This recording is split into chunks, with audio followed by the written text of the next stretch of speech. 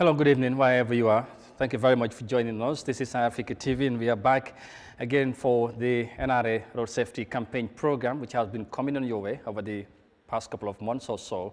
And wherever you are, thank you so very much for joining us. This program is coming to live on Eyeafrica TV, but equally synchronized on other, of course, TV stations in the country, on QTV, of course, Paradise TV, Star TV, and the Fatu Network. So thank you for joining us. Happy New Year, by the way, because it's the first edition of 2025. So we'll, of course, we will be dwelling much on road safety related issues in this program with, of course, my panelists here today. And of course, you too will have a say, as always, to share with us what you think could be done, or of course need to be done to make sure that we remedy some of the, the fatal road accidents in the country of late. We have seen what happened in Kafuta. We can avoid that. Of course, we are from the, year 2024. A lot of things happen. So we will, of course, try to summarize and try to, evaluate some of the things that happen. Moving forward, what can we do as a country to limit, if not eradicate the, road traffic accidents in the country. Mbokk yi ñu ngi leen di nuyuwaat beneen yoon fii ci Eyeafrica TV amaat mbégte àndaat ak yéen ci beneen jotaay programme bi nga xamante ne dinañ waxtaanee road safety mooy kaaraange si kaw tali bi yoon yi ci biir réew mi comme ni ngeen ko xamee NRA National Road Authority ñoom ñoo leen ko indil fas yéene nag ànd ci ak stakeholder yi nga xamante ñoo sekk ak ñoom liggéey bi dinañ am mbégte waxtaan ak ñoom incha allah ci lu mel noonu naka la ñoo fexe ba wàññi road accident yi ci biir réew mi comme ni ngeen ko xamee ñu ngi dugg ci at mu bees 2025 ñu ndokkale ñëpp ñi nga xamante ne ñu ngi seetaan ci waxtaan bi dinañ waxtaane lu yaatu li aju ci fànn woowu leen waaye yéen tamit yuy seetaan da ngeen ci bokk ci waxtaan bu ci kaname danañ ubbi line si incha allah ngeen mun a siya seen ay xalaat ak seen ay gis-gis ci li nga xamante ne ñoom kilifa yi war nañ ko mun a def ba ñu gis ne kaaraange gar naa yokku ci kaw tali bi incha allah comme ni nga ko yàgga di ànd ak yéen di leen wax jërë ngeen jëfati ci bàyyi xel bi ngeen di bàyyi xel programme bi su ko defee tey ci jotaay bi nañ ci ànd ak of course ay kilifa yu bari comme ni ngeen ko xamee NRA la ñoo tàmbale surtout ci jotaay bi jigéen moom mu ngi fi comme protocole bi ladies first so naa ko jox moom Fatou Kiné Fofana Fati moom moo nekk principal engineer NRA moom tamit mu double as divisional engineer of Western moom mu ngi fi su ko defee dinañ ko jox kàddu gi mu nuyoo of course waxtaan bi dinañ ko def English summarize sort of waaye xam ngeen jaxas baxas pour ñëpp bokk si dinañ laal ci wolof bi pol bi soose bi joolaa bi bu ko jaree wala joolaa bi xaw ma mën naa leen waxal bu ko jaree ñoom sumay doom lañ séeréer yi tamit the same thing loolu du problème yes Fatou ñu nuyu la welcome thank you very much for being here ñu bàyyi la nga nuyoo Gambien si and ñu lay seetaan ci biir réew mi ak ci diaspora bi. Thank you very much, Amadou. I'm very pleased to be here today. Yaga nañoo am road show bi te tey moo nekk last one. So it's indeed an honor to be here with this fine gentleman. Wow. Omar moom yaga naa di share platform ak moom with regards to the same subject over the years. waaye fu mu nekk nii comme noo ko waxee road traffic accident buñ most recently am mooy bu Kafuta bi. Absolutely. And then I would like to send my thoughts and prayers to the victims and the ones in the hospital recuperating, wishing them all a speedy recovery. Accident moom du yomba sakatuma loo xam ne ay xaleel ñoo si duga boobu moom daf dee mën a métti torop sa ñu ñaanal leen rek ñoo xam ne faatu nañ yal na seen yàlla may seen waajur yi xol yi muñ ñoo xam ne ñu ngi si lopitaan bi yal na tamit yàlla may leen ñu récupérer dim gën a gaawee ñu dellu si seen famille si jaama waaw. all right yaa ngi ko wax léegi moo nekk programme bu mujj waaye wat at baa ngi soog a tàmbali 2025 xam naa dinaa ñëwaat ci yow ñu gën a waxtaanee côté boobu parce que yéen a nekk NRA yéen a initié programme bi jàngat war naa am impact bi so far especially ñu start at mi ci anam bi nga xamante ne xal naa métti but before then ma bàyyi président Omar Cissé président bu transport yi moom tey mu nuyoo bu pare incha allah ma ñëw ci docteur dañuy soobu ci waxtaan bi président welcome ñu dalal yow tamit. thank you so much Mr Kanté. kontaan naa trop pour teewaat fii. jërëjëf di nuyu suma sista di nuyu suma mentor and di nuyu viewers and followers of Eyeafrica TV di gërëm NRA ak seen partnership for this important platform. jàngal askan bi xam naa ñu bari jàngi nañ si. kon di wax ne loolu dafa am solo. because lii moom dalul am.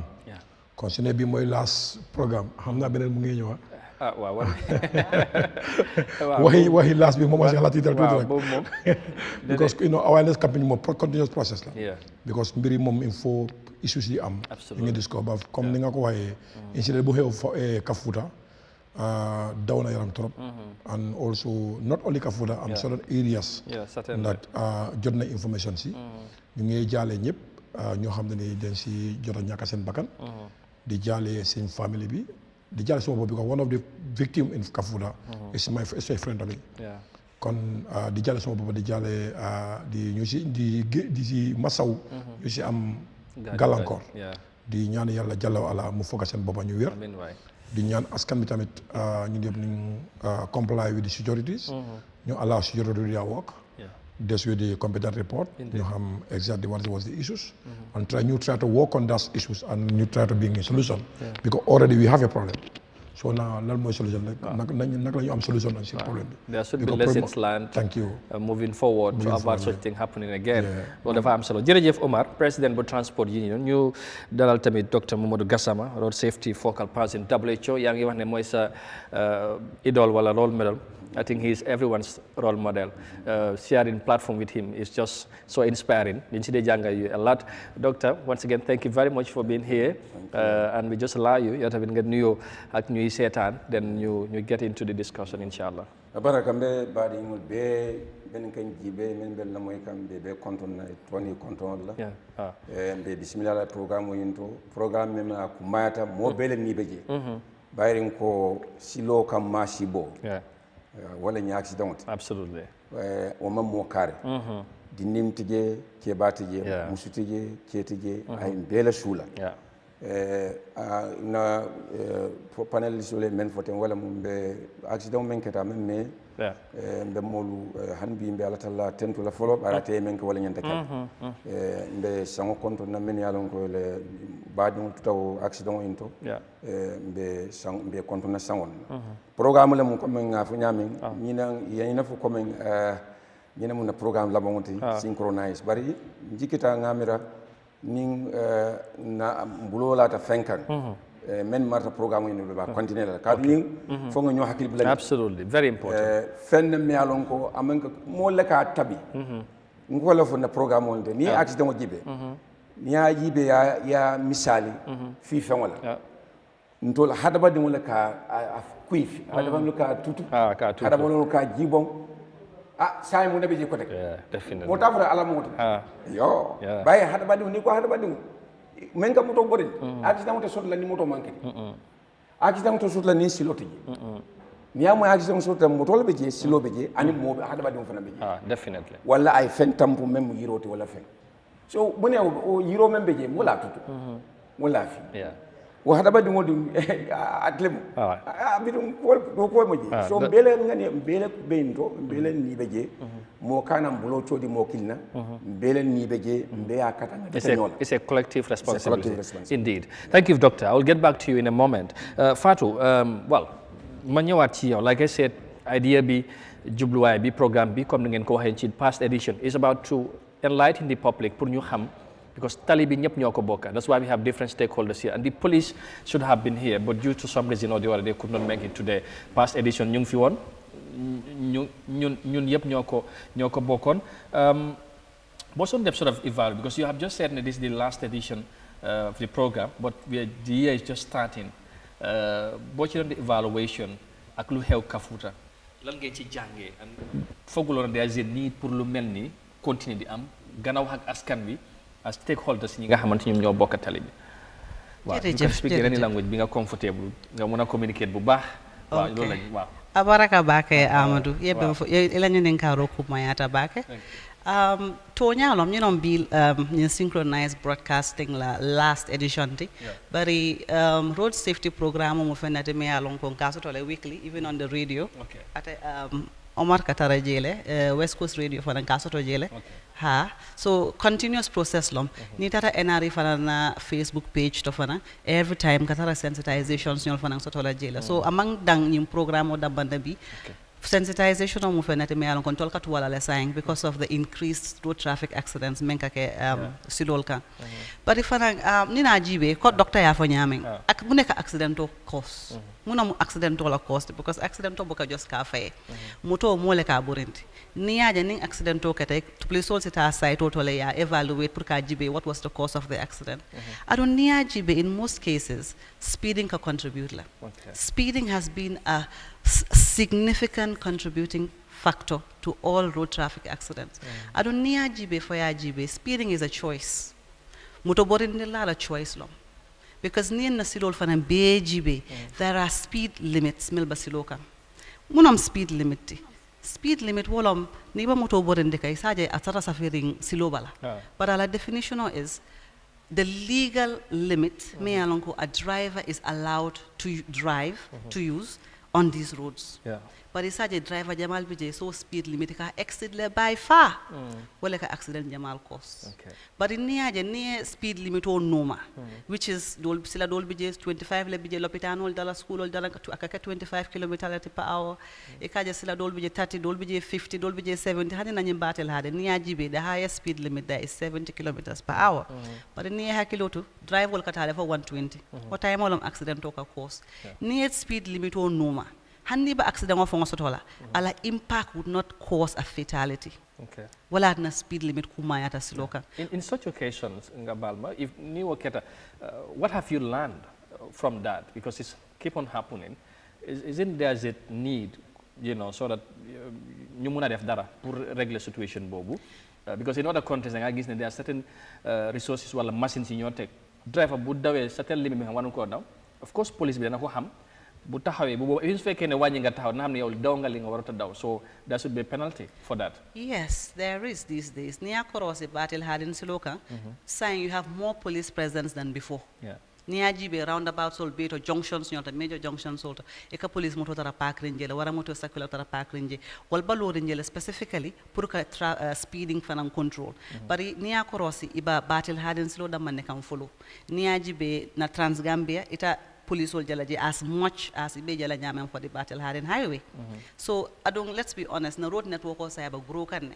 You cannot have police monitoring all these. Yeah, this is what I was about to say. Because so, the police cannot be everywhere. Yes, but technology should come into play here. Yes, and technology is coming into play because near Korosi, Sukuta traffic light, we have cameras. But in Fanamba grow can but develop can. Some of these things we didn't have them 2 years ago. Some of the we're having them now, and we're going to grow, and we're going to have more and more and more. Because abuka no tili killing. So some of these things, you know, because of the need, mfanamba grow can puruka do also. But the wallet na fanan nying sensitization program of ananta to speak to the drivers. So, and all, not drivers, from all road users generally, for pedestrian, for driver, motorcyclists, cyclists, we use these platforms to communicate to them. Puruka nying road safety like importance really hopefully because we've been doing this for a very long time. The same subject more than 10 years time we're talking about the same subject and we wouldn't relent. I was going to say, do you feel there's an impact? There has been an impact. I believe people are listening because Battle Harden Nimbera just started and saying we've registered less accidents. If the police were here, they would have shared the data with us perhaps, but we have registered less accidents as before. All right. I'll come back to you, especially on the side of the roads again, because a lot of new roads have been built. Battle Harden Highway is part of it. So there you go. So we need to talk on the road conditions as well. Omar, well, Denga Fatou lim wax speeding soo ko waxee driver ngay wax driver bi nekk ci moto bi well xam naa tey police bi ñëwut nekkul fii because bu ñu fi nekkee yéen ak moom def ku nekk dafa am fu moo téye mooy kan la ñoo mandate mu ci kaw tali bi mooy dafa ñëw siwaat ci licence bi kan lañ koo jox pour mu daw parce que kooku tamit buñ ko tàggatul ba mu xam ne moo jëfandikoo tali bi dana indi problème but speed daw ba nga fàtte sax moto nga yore because all the time docteur def ko dee wax moto bu dawee rek doole bi day yokku est-ce que foofu tamit yéen driver yi du responsibility du gën a delluwaat si seen loxo wala seen kaw. jërëjëf Amadou suma sista no waaye Fatou yàgg nañ si wax si lii ñun dëgg gis na si impact yu bëri. parce que ñu bëri jàngi nañ si. dafa mel ni fitna bi baa bëri rek. ba dëgg ñu bëri soo génnee sax dañoo dëgg man xaw ma woon lii ñun gis naa ne at least before numbers of the vehicle are now is different So but what most important is speeding is a killer. ñëpp d'accord nañ ko olof Njaay ñu ne daw ndànk daw bu baax dal bu baax de kon ñun we cannot sit here promoting speeding ku nekk fagaru moo gën faju lan mooy problème bi dafa bari dafa am fu mu commencé dafa am fu mu nekk but in the Gambian context most of the people ne mayoon na ñu bari dañoo gis fu mu the end result la ñoo gis su impact amee problème amee fo ba pare la ñoo gis ba fan la commencé fii da nga gis ku ñëw bugg a rey nit du nga ko wax ba mu rey nit ñu ne dafa rey nit ba fekk na gis na ne mu ngi ñëw ak paaka kenn du ko gàttandu kon what most important is driver buy loi dafa ne ku nekk si Gambia fii war nga am xel bu dal nga war a dal moto so man suma côté driver yi number one est-ce que nguur gi seetlu nañ seen matuwaay weda am na xel bu dal pour mën a def seen liggéey accordingly loolu manqué woon na fa in terms of job security because tey da ngay liggéey ñu ne soo ñëw soo demee ñëw trip suba dinaa la daax soo ko wax baatoo comme ne mu ngi xalaat dépense kër gi amul benn choice lu daw bu baax rek mën a indi dépense boobu kon ñaar lack of protection bi mun naa indi accident si loolu donc soo demee in a ILO resolution in 2019 Geneva dafa ne su mbuggee indi kaarange il faut ñu indi decent work for the drivers mooy ñu create environment boo xam ne dafa conducive pour ñu mën a liggéey noonu tey Gambia tey si 2023 Labour Act under section 85(1) dafa ne kuy liggéey si réew mi war naa jo implement document mu ne sa liggéey bi la mooy terms and conditions loolu su amee driver dina am nga lu tax Gambien yëpp ñu dee bëgg liggéey si nguur yi mun naa wax ne di seen civil servant grade 2 ñoo gën a tuuti salary ba lu tax Gambien si foofu nga because lan la job security moo fa nekk ñun suñu secteur loolu dafa làkk soo duggee du la génnee yombul du la génnee bal fii mun ngaa xool ñu ne da nga ñaaw rek daaxal ñu teg la condition yoo xam ne nii end of the day comme like for example nga ne driver bi di nga dem base nga ñëw within the something nga teg ko certain conditions ñun su ko bàyyee xaj na njaboram dafay soona kon dafay sacrifice jël ko def naka su loo xam ne lu waa waxu ko xam nga soo bëggee implémenter loi pour mu yomba ñun yëpp ñoo si war a bokk pour ñu implémenter ko foofu borom moto yi dañ ci am responsabilité ba nguur moo si ëpp responsabilité bi ko nguur war nga la pour mu protect ñun ñëpp ñu am conducive environnement pour ñu liggéey and number two soo demee in ITF survey in 2019 dafa ne suñ bëggee wàññi accident nañ increase driver yi seen faya at least 10% dina wàññi accident de 30% kon biri xaalis ñëw na ko adwaat because am dafa am solo si nit because ku soo ñoo dagit moo tax so balaa ngeen naam ne fa dafa am lu tax ñuy doog ba est-ce que Gambie ñu ngi xool cette condition boobu loolu benn la now kuy dawal moto dafa am sarta lu waa bi teg soo bëggee nekk driver I think before you become to be a journalist dafa am procédure yoo jaar benn satisfy la ñu ñëw toog fi as a journalist est-ce que Gambia tey su ñu ñëw dawal moto ñu ngi amee lancine est-ce que ñu ngi jaar foofu tey soo bëggee am lancine lu waa dafa ne da nga war a apply lancine to the IGP loolu lancine dafa am different categories moto yi bokkuñ yoon dafa am different categories lancine different types am na groupe A groupe B groupe C groupe D am na different categories am na njëriñ am na taxi am na truck you name them am private so you need to apply nga follow the procedures ñu test la medical whether are you medical fit mentally fit whether sa cër yi mat nañ whether yaay gis whether gisuloo wala yaay dégguloo mais even yaay get sense est-ce que lii mu ngi am kon soo fekkee man maay joxe lancine ma toog suma convent bool ñu call ma ñu ne ma joxal Mr Gassama lancine ma jox ko xamal lu mel mu dem rey nit ku rey nit léegi foofu est-ce que yow foog nga ne li nga wax nii yëpp ndax mu ngi am parce que amut toog naa si télé ma ne lu ñoo joxee lancine that's the most key la because lu ñoo joxee lancine we don't know whether they are competent I think my sister balaa mu ñëw ba as a senior engineer dafa am school yu jara jànga ba tollu fii bala fii da ngay toog sa comfort zone yu mekkee ko ñu ne lancine bi su ñuy wax ñu ne la waa Gambia waa am doyut si kaw tali am doyut kon lu ma bëgg a am su mu bëggee move as a country ñu mën a wàññi tafaar bi ci kaw tali bi mooy no il faut ñu jël matuwaay number two tey NRA they are doing good in terms of sensation within these 3 months ñu ne jeex na suma sister waxoon ne maa defee ko ne ñu ko def dama fa non let me come dama foog ne lii warta nekk subject is only NRA.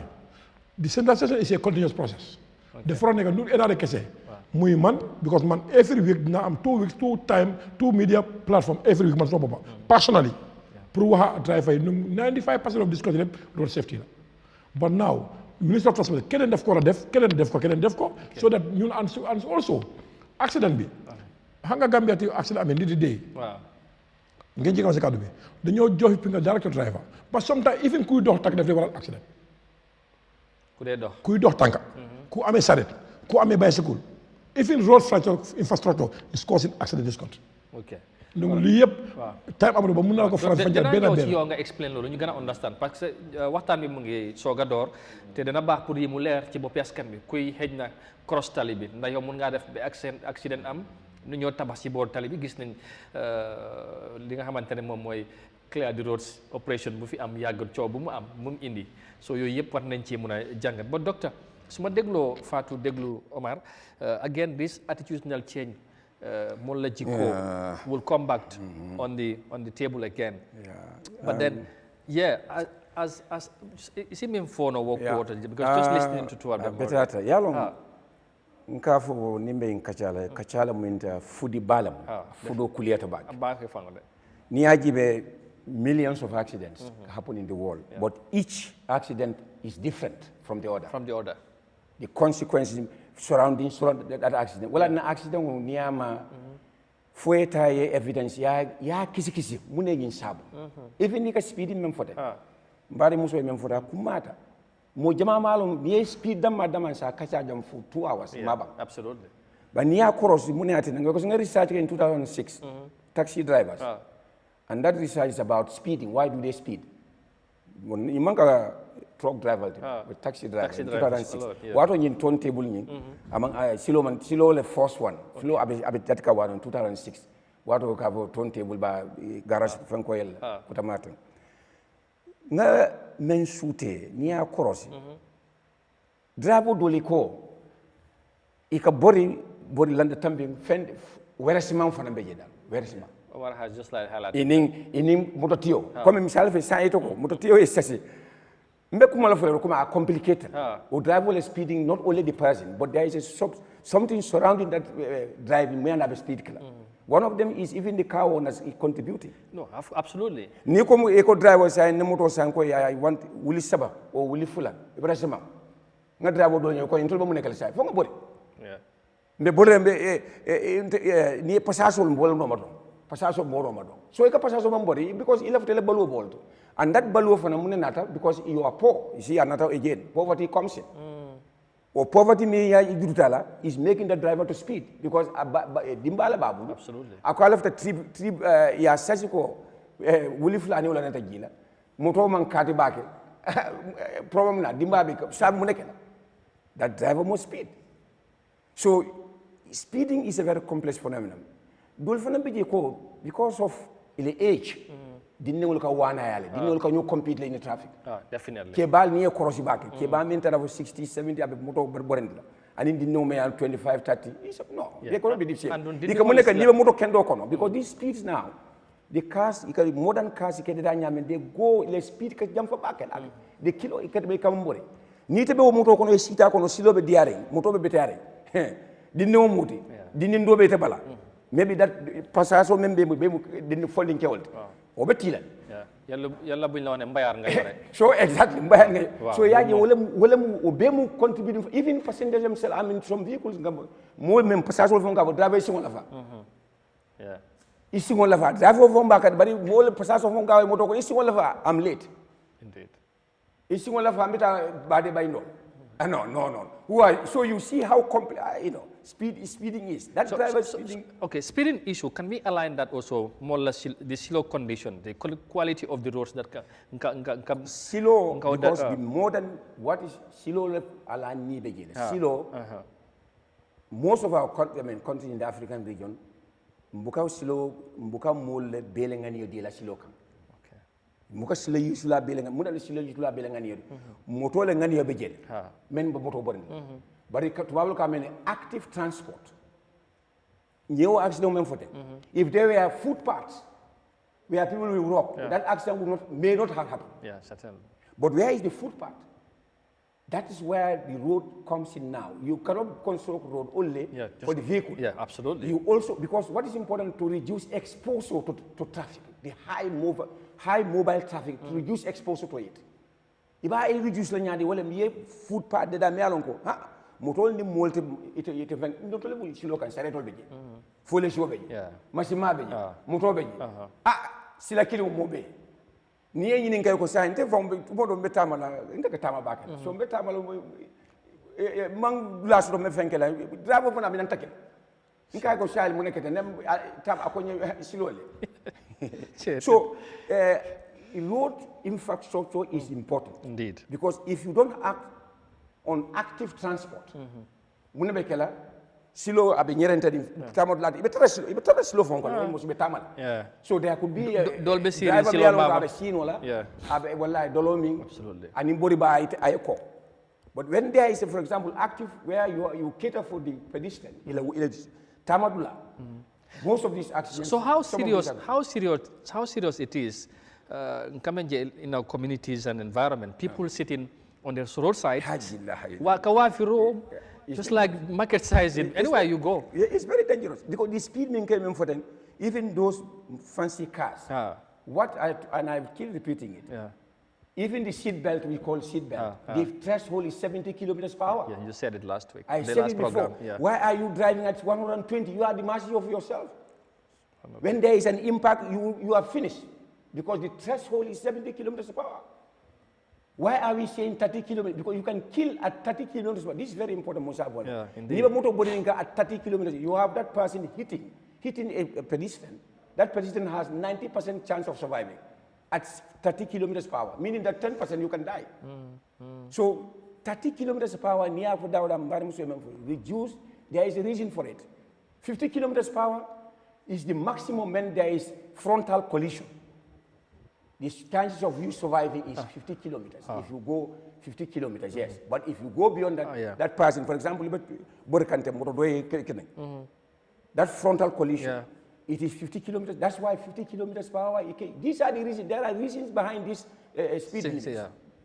So near Fudameng Albe Amuta. Moment for them Kanam, itebe silo kuntula. Don't take chances. What I keep saying is the Gambians, we have the worst risk perception in this country.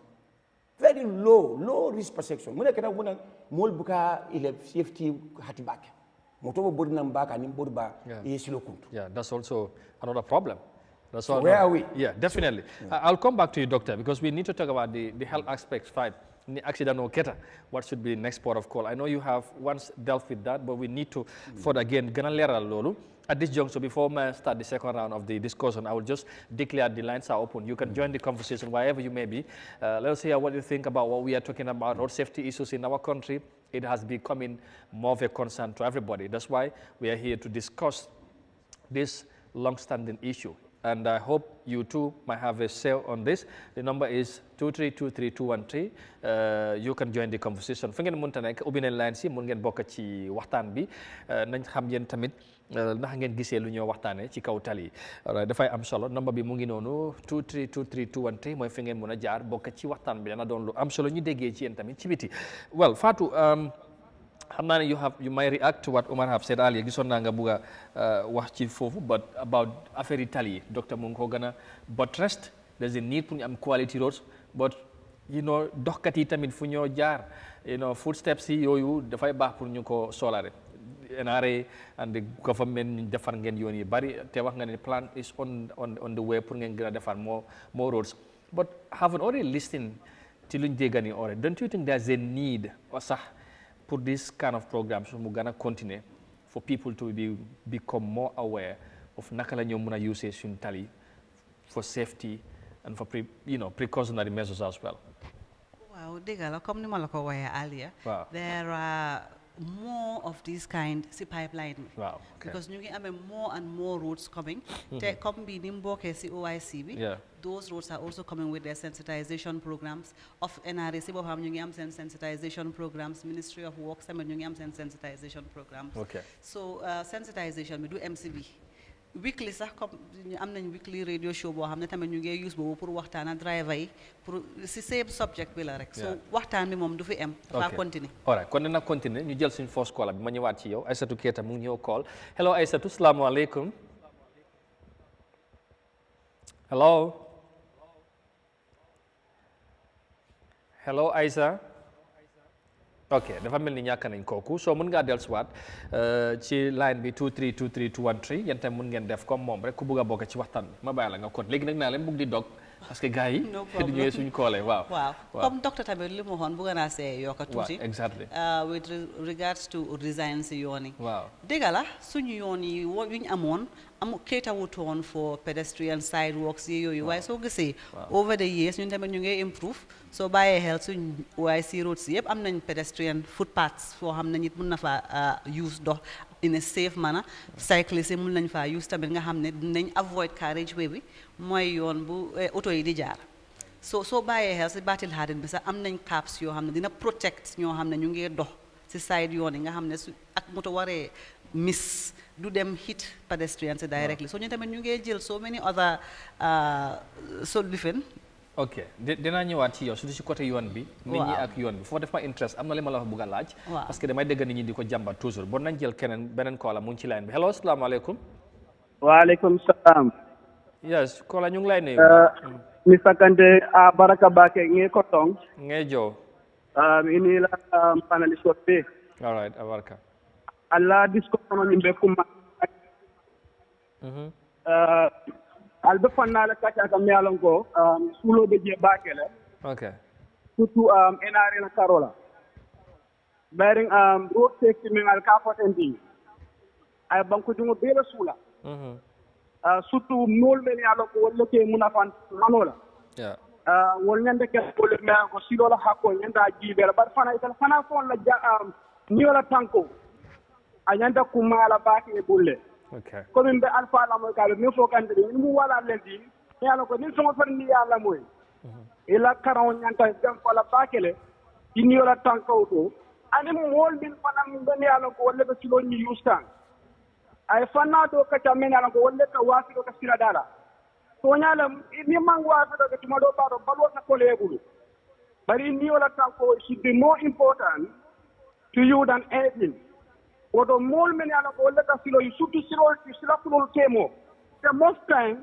jama ka ko la ko to bagal bare wara to be fa se futa nga mota je kay ko mol fe sambi je nin NRA ta hagen tula bi je wala surtout la be kunda ka bo bubazo go towards Johnson Cow silo tema ne marso bunda la opposite ka je mol men yana ko ka wafi do silo tema ko la use ngaji kimbe da me to fokal be je fam kan so ñin dulal mañana ke la business point where vendors wala wafir lalu ñande je use la okay ka tamo ko landi mulu fana bulu okay ani menala ko silo kara fulul fana no lo fan makko ñanda hasu tula bagel okay all right abarka thank you abarka abarka bake thank you very much your concerns are noted xam naa ne moom tamit ci pedestrian road si side si sa lay wax loolu tamit nit ñi waruñ faa toog di fa jaay xam naa loolu nag foog naa ne xaw ma naka laa ko mën a waxee ci réew mi gars yi try ne opération bi taxul nit ñi jógee foofu léegi xaw ma la war a def pour jëlee nit ñi si mbedd bi the best li ñu foon mooy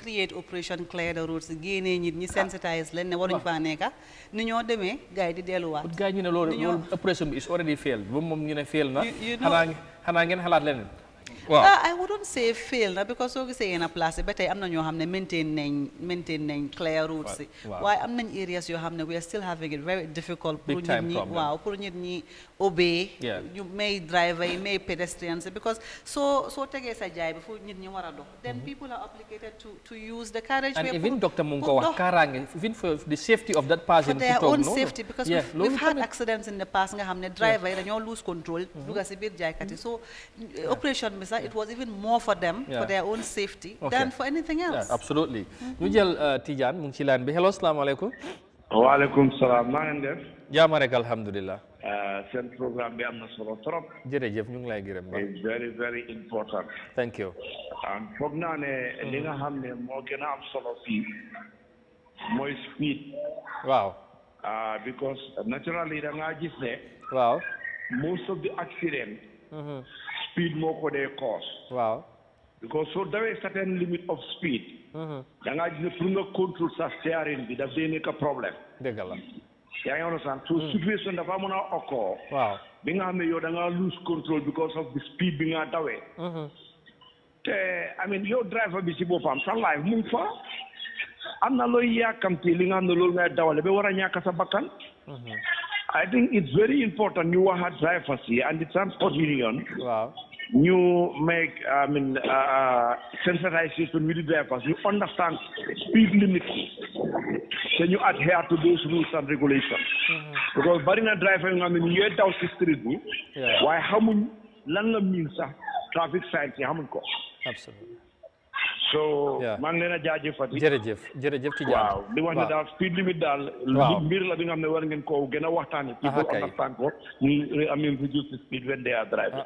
kay ñu ngi lay gërëm jërëjëf Tidiane ñu ngi lay gërëm ba xam naa affaire speed bi Umar dina ci gën a élaborer bu baax yes ma bàyyi la parce que dama doon wax ne ci affaire yi yoon yi xat yi tamit ak quality yoon yi ngeen di defar waaye léegi dañ dee wax ne NRA tamit dañ dee seetaan lu bari yoon da ngay gis ne ay yenn yoon yi commencé am ay pax ngeen war a ñëw maintenance affaire yi foo ngeen di seetaan pax bi ba mu rëy moto yi di fa dal bi affaire yi gën a yaatu loolu mun naa koos leneen waaye surtout ci nawet nag yoon bi dafa mujjee yaaxu ba mujjenteel bi nit ñi ak moto yi sax ñooy mujjee bokka benn yoon ndax moto bi dafa bëgg a daw pax bi ñëw ci nit ñi fu ñoo doxee nit ñi duñ am fuñ jaar loolu tamit lan ngeen ci fas yéenee def ba yooyu tamit ngeen mun koo régler.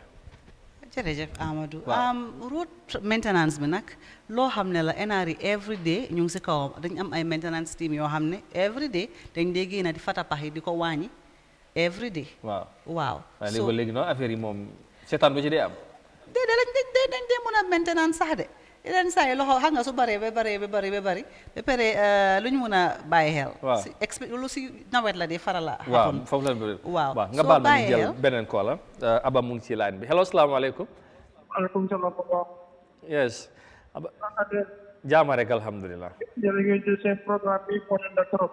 jërëjëf.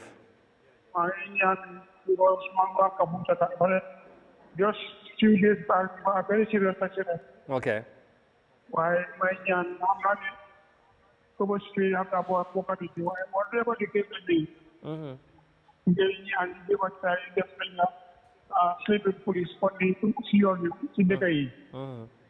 waaw sleeping police bi kon nekkoon nañ ne tamit ndaw yi yoo daw bi nga mën a daw pour jàll yoon yi. ok jërëjëf. all right thank you may ñaan ngir yàlla ngeen dimbali. ok baax na all right. jërëjëf mooy sleeping police yi ñoo wax ci kaw tali bi. balaa maa tontu mu fi woon naa li ma jeexale pax yi nga noonu wax soo bàyyee xel loolu noonu si nawet bi la di faral a xew bari waaw te soo bàyyee xel tamit si fi mu dee xew mooy yoon yoo xam ne amul drainage maanaam amul fu ndox bi di jaar normally dañ daan sampa yoon du daan mën a am fu ndox bi di jaar soo ndox bi si site si yoon ni la moo jaar nga gis nag ñoo xam ne dinañ sampa structures fu ndox bi war a jaar so ndox bi léegi du am fu moo jaar si ndox bi si tali bi la moo toog te type of tali yu ñu am flexible pavement la mu anuta ndox so once ndox bi amul fu moo daw block nga fu ndox bi war a jaar rek dafa cause pass so event boobu noonu event automatically NRA the blame comes to NRA waaye lu cause loolu noonu kenn du ko gis kenn du gis ne ci na neighborhood bi ku nekk fatana yoon bu ndox bi war a jaar so boobu daf dee mën a contribute si loolu tamit a lot te su demee ba bari su yàggee dinañu ëppa doole so loolu moo dee mën a xew nag si time wi yéen de xam naa ne kon ministre bi war naa gën a yokkal leen dépense bi ak xaalis bi ak yooyu loolu léegi soo waxee ak seen office ne you are also constrained somehow with yeneen material finance ak xam naa tamit waaye ñu leen di blame moom bari na comme factors yooyu noonu yëpp tamit soo ko xoolee moo dee cause yoon bi di deteriorate faster than it should fu ndox bi war a jaar nga sampa fa xëy na tóoc war a nga ekati tayal ko xam nga fekk yoon boobu la ndox bi war a jaar yow nga bloqué léegi fu ndox bi di jaar dafa yaaxa yoon soo su bàyyee xel am na areas yu bari yoolu moo nekk di yaaxa yoon so amuñ choix suñu waree ñëw dañu war a am pour toj yooyu noonu yëpp problème ñëw na am ngeen doole pour régler am affaire nañ doole kay xoolal xoolal operation clear di road bi rek naka la demee people were fighting all over the place maane fa mu ngi si jaama ma ne ko maane fa mu ngi si jaama yaa ñu ne maane moom léegi nëbb di ngeen ko bàyyi de suma oncle la all right danaa ñëwaat ci yow si xom bi tamit exactly waaw kon leeral sleeping police bi dañ dee mën a am request ci communities yu bari di laajte ne dañ bëgg a sleeping police waaye NRA tamit dañ am obligation pour make sure ne sleeping police def nañ ko in a way nga xam ne dina ànda ak yenn sarta last programme bi docteur waxoon na ko fi response time to accidents, response time to emergencies. Sleeping police soo ko defee si yoon bi mu bari si yoon bi tamit it slows response time. So suñu responsibility ko balaa respond di am luy indi respond loolu mu bañ a am no response bi nekkut response to road traffic accidents alone. Response bi am na fire service. am na police intervention. There are so many other factors yoo xam ne ñun dañ ko war a seetaan. dañ dee def sleeping police because yoon yëpp a sleeping police la waaye mënuñoo def sleeping police comme ni ko nit ñi buggee. especially bad in highway moom mu highway la. waaw highway doo ko mën a def comme ni ko nit ñi buggee. For example let's say Gambia suñ fa waree def every village ñu def sleeping police loolu noonu is a major route to the major referral hospital. Ambulance soo taxawee si yoon boobu di nga gis ne every hour ambulance na fa romb. but Gambia bi tamit nga baal ma est-ce que amul some location some area yi nga xamante ne at least war ngeen ko faa mën a def. waaw te def nañ ko te def nañ ko fa jël bu ko defal seen boppa te dañ ko fa dee def comme ni ñu gisoon boori North Bank fale yéen a dëkk yi gars yi kenn warut a defaral sleeping police sa boppa sleeping police NRA ñoo ko war a defar waaye comme ni ma la ko waxee du mun a da ngaa gis yéen a communauté bugga nañ 8 bugga nañ 6 nga def sleeping police yooyu noonu yëpp léegi ambulance war a jógee Basse isi nit Banjul naka la moo àggee mu ngi am patient foog ñu consider yooyu noonu tamit yëpp xam nga village ñu communauté si ñoom seen xel bi xëy na duñu gis loolu noonu ñoom ñu ngi gis seen immediate problème bi safety lañ bëgg a de waaw safety lañ bëgg a tamit waaye kuy jógee Basse yaa ngi ko rifa Banjul tamit dafa war a éega in time tamit soo foog nga consider yooyu tamit foog ñu balance ko soo ñun suñu liggéey la pour ñu balance ko waaye ñëpp duñ mën a understand ne ñun ñu ngi try pour balance pour ñëpp mën a xëj si yoon bi waaw ama problème comme bi sensation bi danañ ko fa kar garaawul am na beneen boo ma bëggoon a indi ba na bàyyi ma dem si Omar because bëgg na moom tey mu gën a ñëw ci affaire speed bi because kola bi mu ngi ko gën a emphasize and there's a need pour driver yi foofu ñu bàyyi ci xel but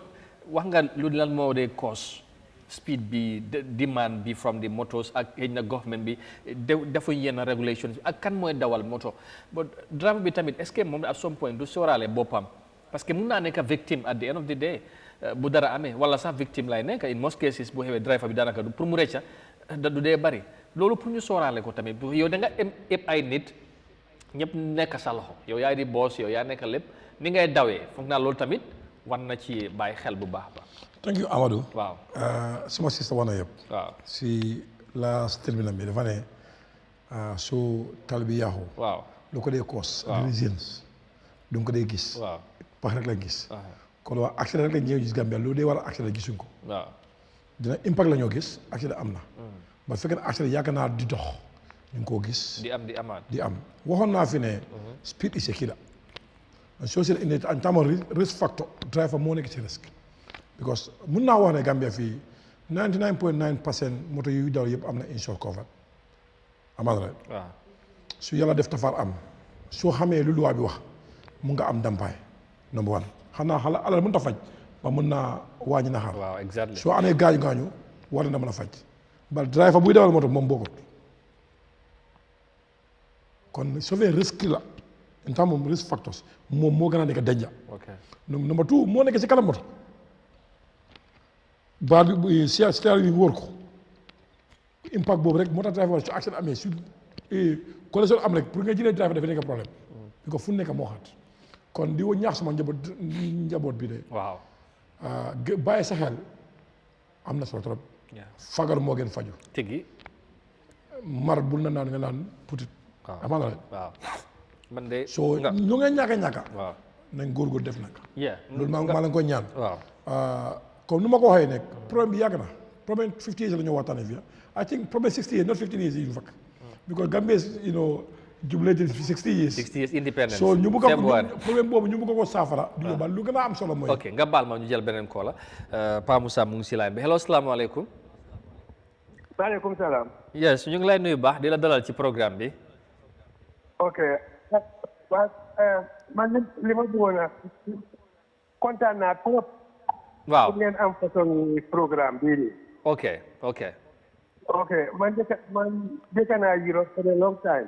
waaw. accident fu nekk la day am foofu tam bari na accident trop. ok. waaye fii nii yi koy waxal driver yi nekk fii oo ñuy dawal moto amul benn discipline. waaw. discipline pour follow luwaay yi nga xam ne moom la ñu teg pour naka ngaa war a dawal moto. waaw. te pare leneen li ma xala jaaxal ci dëkk yii nii. moto yi fii nii liggéeyuñ leen pour façon yoon yi nga xam ne moo nekk Gambia. waaw. am na yoon yu baax de waaye yeneen yoon yi loolu du yoon. ok beneen bi ma jaaxal ci tamit mooy. waaw mënuma understand yoon yi nga xam ne liggéey nañ ko. ñu def fa footpath bu baax boo xam ne nit ñi mun nañ faa dox. waaye ba tey di nga gis nit ñi ñu ngi taxaw ci tali bi. ci moto yi di daw. foofu la ñoo taxaw di try pour break moto di try pour ut taxi. so mënuma understand yéen a di ma ko dee mën a understand lana tax ñoo liggéeyal nañ la footpath ba tax mënuñoo dox ci footpath bi. yii laa bëgg a lii rek moo ma dee xala jaaxal su ma nekkee ci biir moto yi ma dee gis. waaw. so lii laa waaye I'm very very happy ne yéen a ngi def lii. ba pare I hope ne dina doon bari façon programme bi dinañ ko doon def. lu bëree bëri loo xam ne nit ñi dinañ ci jànga. incha allah nit ñi dinañ dee toog sax pour déglu lii. anyway. all right jërëjëf. all right thank you so much jërëjëf. waaw no maybe MD mu ngi seetaan ministre bi mu ngi seetaan who knows from here they might give you a call ñu leen lii su ma àggee sax man sax dinaa leen ko exactly there's a need pour ngeen mën a now you have become a public demand waaw man moom gis nga tey soj bi mu ngi maa sonal sax waaye xam naa Arfan yaa sa gars yi buñ paree da nga maa lefin nga maa ngi nii struggle seen ma tax waroon naa ñib Arfan dinañ ko posé sport ok so loolu am waaw rek mooy suma driver yi dëkk understand situation bi bari na ba na nga naa fagaru moom am na si solo. waaw ndax certain ni nga gis ni dawal moto si kaw tali bi. waaw and the type of condition of the vehicle also. waaw doo si image ñun ñëpp si kaw tali si caméra nekk. and ku ma jàngal mo dafa na wax ne. suñ bëggee fang accident. nañ jàpp ñëpp dof lañ xam nga dof da nga koy moytu. foo ko gis rek yaa ngi koy gën a daw. waaye nit ñi fii dañu ne driver soo ma laalee. because moo tax ma ne la. xam nga su driver bi téye leen dee wax de driver téye kooku dof la. waaw pour moto tamboon dof bàyyi si xel de. it's very because soo ko séedee rek. waaw yow yaay bay nga kii de matut.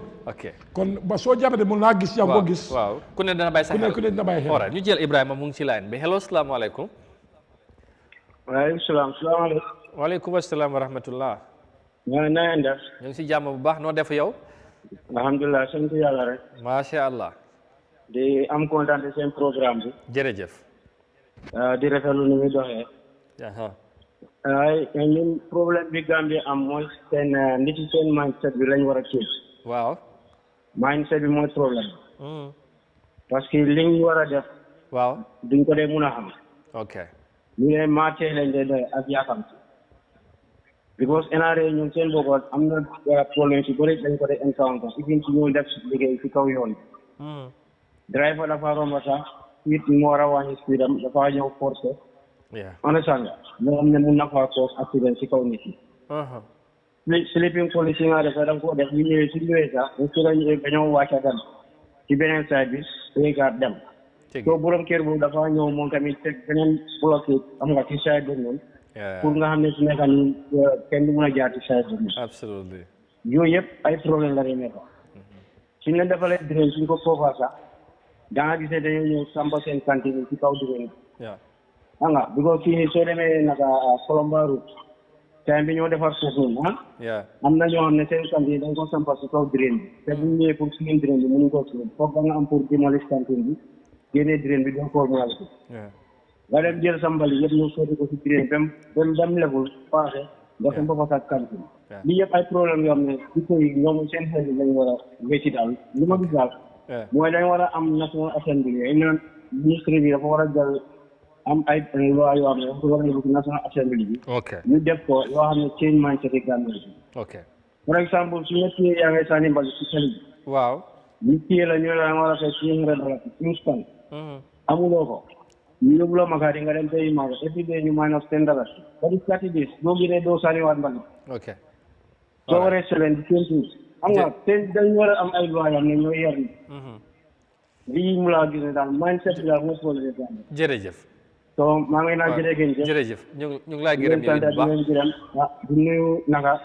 Engineer, maintenance. Inshallah. Thank you. Sometimes okay. All right. All right. Okay. All right.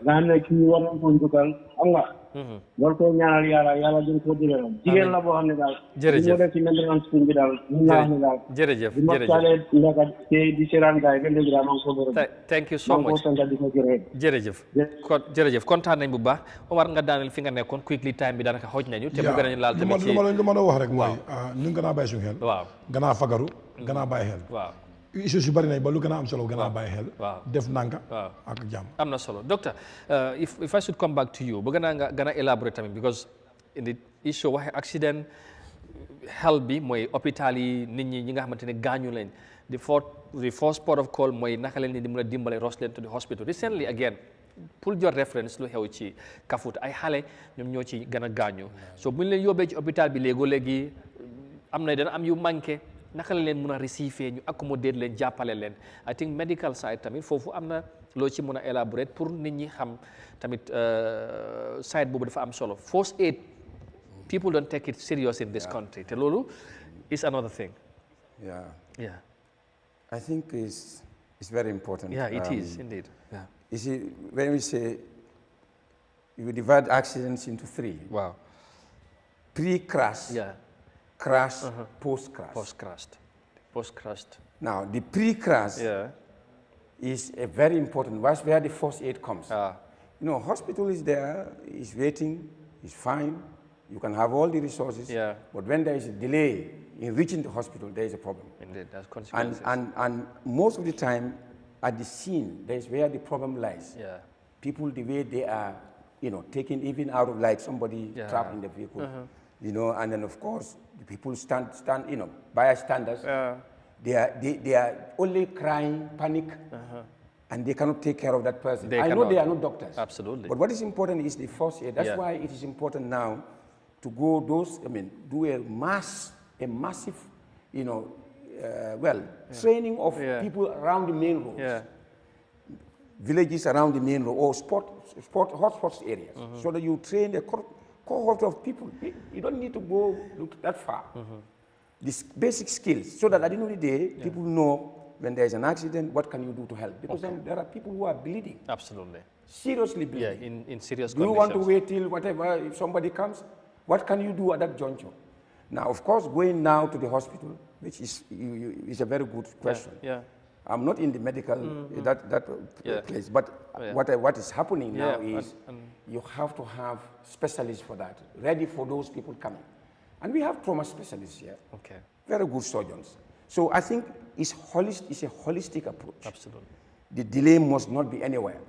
It should be, we should all be on our toes. It should be a chain work. It should be a chain work.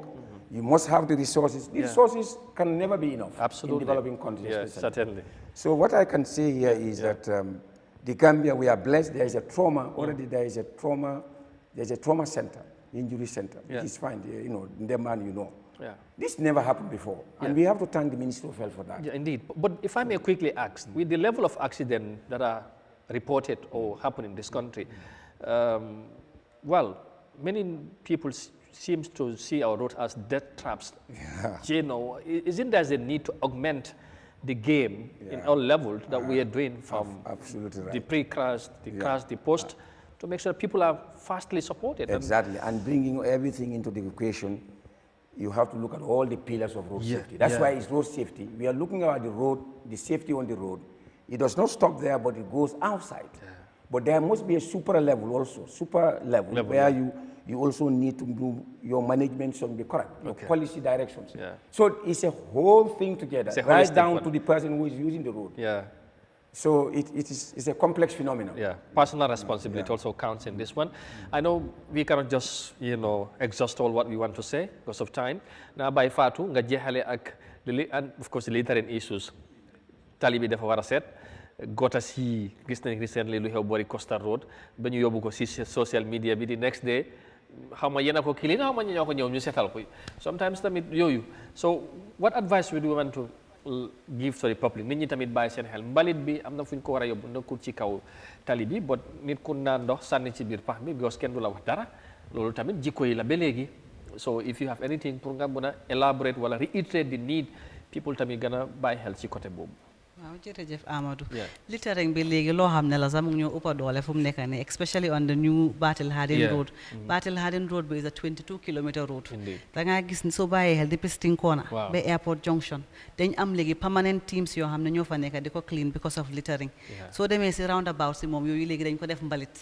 soo gisee coastal road léegi permanent team lañ fa am every day ñu ngi clean jaaykat yi suñu jaayee fa la ñoo ñëw rek tuur seen mbalit ba yëpp so every day dañoo dem clean soo bàyyee xel teams yu nekk di clean suñ maintenance teams yi la léegi ñu ngi am pour déployer gars yi pour mun a setal place bi da ngaa bàyyi xel si suba sooy ñëw liggéey si around the roundabouts it's an eyesore dafa ñaaw te Gambia ñun fii dëkki tourist la we want to maintain our road network clean we want to maintain the generally dëkk bi lañ bëgg a maintain mu set sax waaye da ngaa gis naa littering moom problem issue la Gambia. I don't think of collaborating with the councils anti-littering law but implementation has become a problem as well. We've started that just as we have been doing this road safety léegi ñu ngi start boobu tamit collaboration pour ñu mun a li fi ñu mun a effective waat anti-littering act yu mun a effective waat because there are fines involved waaye balaa ñu eager sax to that point suñu sensitiser nit ñi ba nit ñi stop di dump foog naa boobu noonu tamit because anti-littering enforcement la parce que bu nit ñi bu fekkee ne teguloo loi bu leen di caw sometimes